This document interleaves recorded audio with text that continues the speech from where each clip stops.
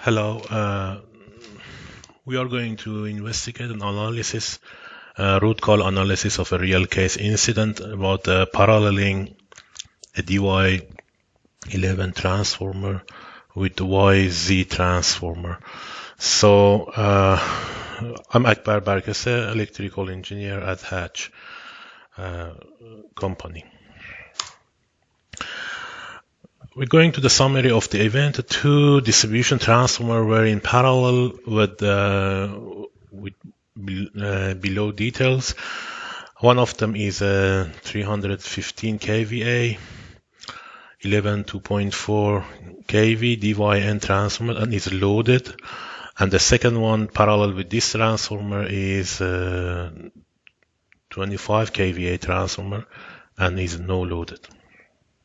So that's the schematic of the system prior to the fault. So we have loaded dyn11 transformer and yzn11 no loaded transformer. They are both in parallel to each other. So the sequence of events. First, loss of supply C phase due to operation of fuse 1C. So what happened at the beginning, this fuse had been blown up for some reason and the system became two phases. The second event and the final event is operation of fuse 3A and fuse 3C of 25 kVA transformer together with hot oil temperature alarm in 25 kVA transformer. So what happened after losing this phase? Sometimes later, these two fuses of the no-load transformer will be operated, and the hot oil alarm has been observed in this transformer as well. So basically, this transformer prior to the fault of this was no load, and the after fault is going to be a losing two phases, two fuses, and also hot oil. So the question is why this happened? So the only reason that a no-load transformer experiencing excessive current is when transformer's windings are saturated due to severe overvoltages. So we should have some sort of overvoltage that experiencing that severe current in a no-load transformer. So what's the reason for overvoltages on YZ transformer after loss of one of a supply phase? So that's our question and our investigation. Let's analysis what will be primary voltages on a single dy transformer after loss of a supply phase in its primary side. So we're just going to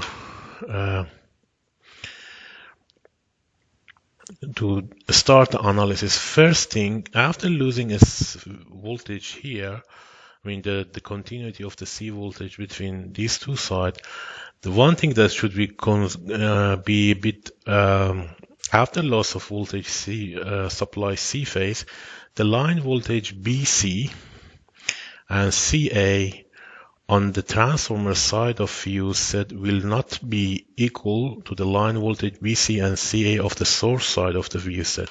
So if this is a fuse set, the BC and CA voltage this side somehow is dictated by the source, but this side they are not going to be in any relevancy between BC and CA with this side and this side because of this floating line here.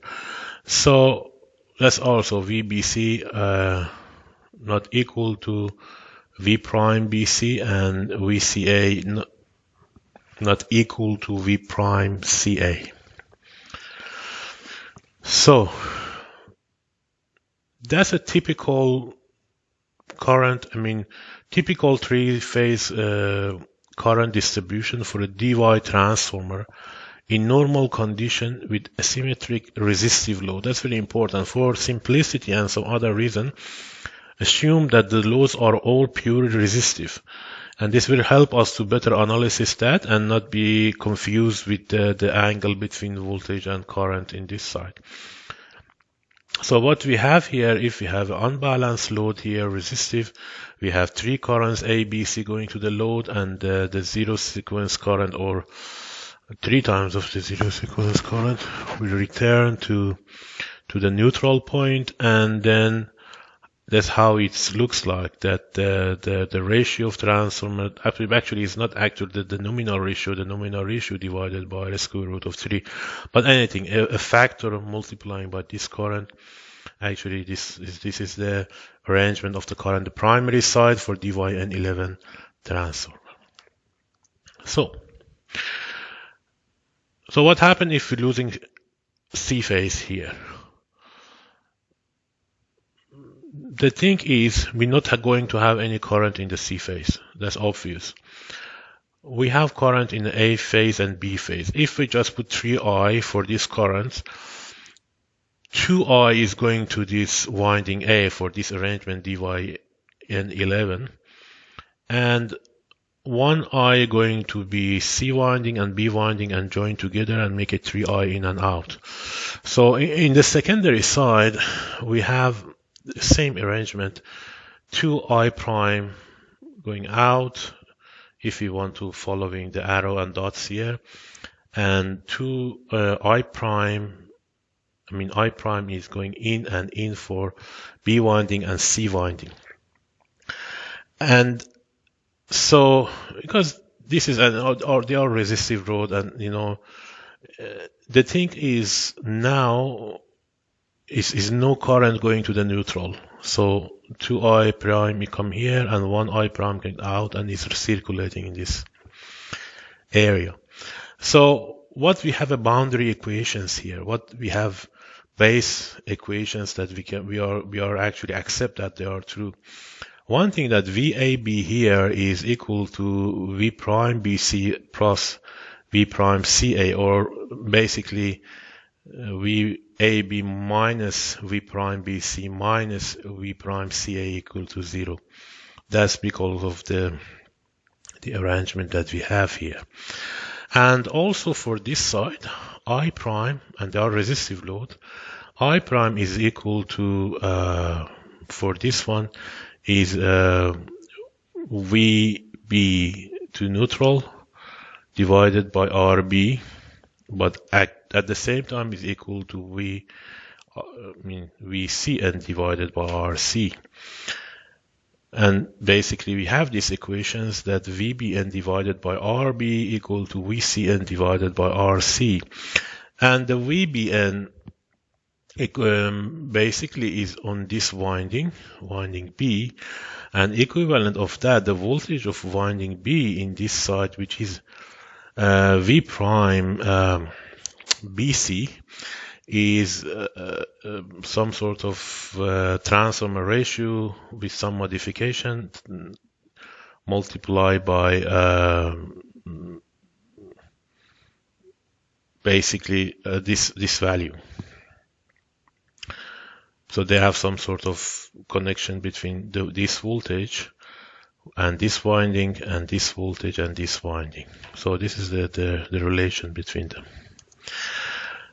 So from the boundary equation, VAB equal to minus basically these three voltage are 0. So, and if you replace these voltages with the secondary side, we got only the transformer ratio and being the secondary side. But from the previous slide, we know that the VBN divided by RB equal to VCN divided by RC. So if we just VBN here, and instead of VCN putting RC to RB VBN, then the VBN and just put it in reverse, we take out the VBN here. The VBN is equal to this factor multiplying to VAB, which is still the line side from the source is intact, and the VCN is this value, which is, you see that the contribution of VBN and CVCN in relation to the load that they have. So V prime BC is at the end, we just substitute in V prime BC basically is equal to the transformer ratio multiplied to this winding VBN, and if we just putting together and taking out and doing the equation, we actually reach to this equation, that V prime BC in this side is equal to RB divided by RB plus RC in this side multiplied by VBAB. So basically these two current summation of these two voltages is equal to VAB, but the portion of each is relevant to the transformer loading.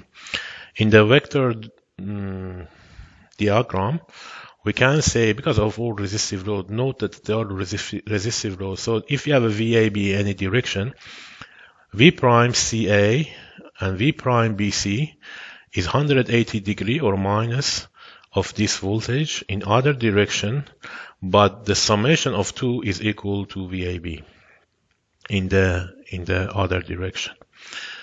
So, and then we're going to this. So we have, this is a YZ transformer is a Y winding in the primary side of that.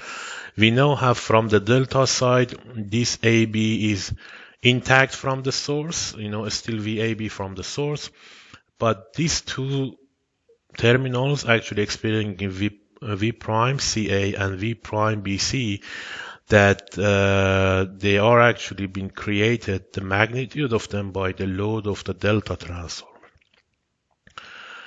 And if we actually solve this equation, we know that these two, just look at the polarity that I selected here, minus plus for these two, and the minus plus for this. So if you go into this way, it's like this. I eliminated the minus value here and put the reverse polarity. It is CA here, but basically is AC, because A plus positive belongs to A. But anyway, this is the KVL equation here in place, and we should have a KVL equation in place for this one.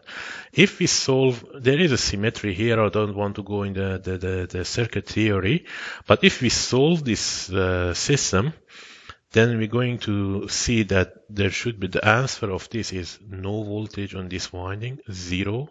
So basically it looks like a short circuit, and these voltages appear the same on this winding, and this voltage is appear to this winding.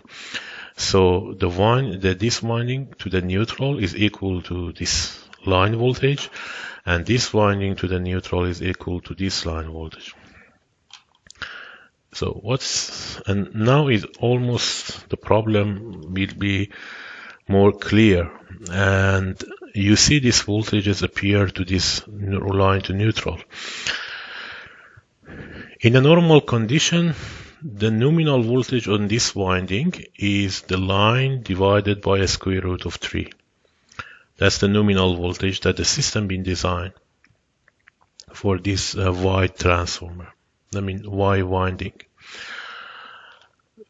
So now the voltage is this value on the A winding.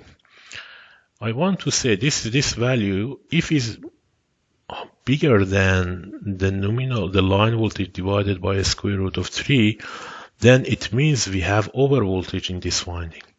So if we just solve this equation, and we see that if RB less than 0.73 of RC, which means the C phase being light loaded compared to B phase in the delta winding, then we have over voltage in this A winding here.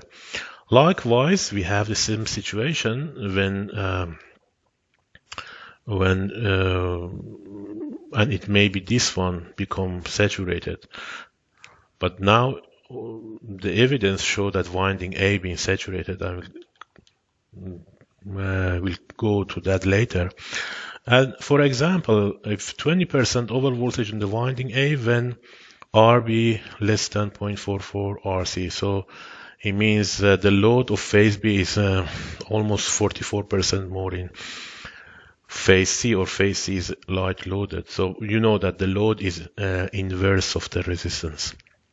But should be clear that it's not going to be, the limit of the voltage of this is not going to be more than a square root of 3 times of the nominal. So basically, this is going to be maybe, this winding can experience up to 73% over voltage, not more than that. So now the problem is almost solved. We have a winding saturated due to the unbalanced load of here. And just one thing as previously, if the RC and B be equal, then the voltage is actually half of the VAB, which means less than the nominal voltage. So if they have a symmetrical load in the DY transformer, we don't have this problem. So what happened? This winding is saturated. Over voltage on this winding. This winding has 0 voltage. It's kind of a short circuit. So what happened? This is the loop of this paralleling, and it is saturated. So I put I magnetization winding. I mean, winding A here is this winding A, not this winding A. So this winding A saturated. So, and we have this loop in place. We don't know the magnitude of saturation here, but let's say if it's kind of an inrush current, we know that it's going to be 6 to 10 times of the nominal current here of 25 kV transformer. So this value of the magnitude of the current is enough to melt these two fuses. But it doesn't have much impact in these two fuses because this is 10 per unit amp for 25 kV transformer is almost 0.5 or 0.8 per unit for this transformer. So it doesn't have much impact, but and is immediately these two being cleared, and there's no. But if it could be continued, then these two fuses may even be melted later on. So that's almost the end of my presentation. Its conclusion is after loss of C phase of supply voltage due to significant load asymmetry on secondary side of DY transformer between B phase and C phase, which is light loaded in C phase, in which RB is less than 0.73 RC, and overvoltage appeared on A winding on the parallel YZ transformer and caused to extract severe magnetization current by its A winding. This magnetization current passed through A winding and C winding of the star 25 kV transformer, so A winding and C winding, and through the C winding of DY transformer. The expected magnitude of 25 kV A winding under saturation is between 6 to 10 times of the 25 kV nominal current. This current melted A phase and C phase supply fuse and 25 kV of 25 kV transformer. The major lesson learned from this real incident is don't parallel delta winding with the star winding distribution system. So in the distribution system, we have a typical values, typical vector groups of dy and yz or dz transformers. So anyway, if you want to use y transformers, just parallel y together or parallel delta together, but don't parallel delta to y. Because of the expected asymmetry of the loads, when the system becomes two phases, then we expecting some sort of over voltages on Y, because in the Y transformers, the nominal voltage of them, which is the voltage that is near to the knee point of the BH curve, is equal to voltage divided by square root of 3. But in delta transformers, exactly, I mean, this voltage is the line voltage. So that's a lesson learned here, to not parallel them, or just be some sort of investigation in place, and remember that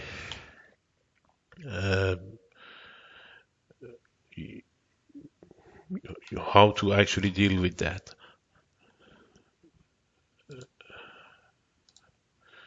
Okay, thank you for watching. Bye bye.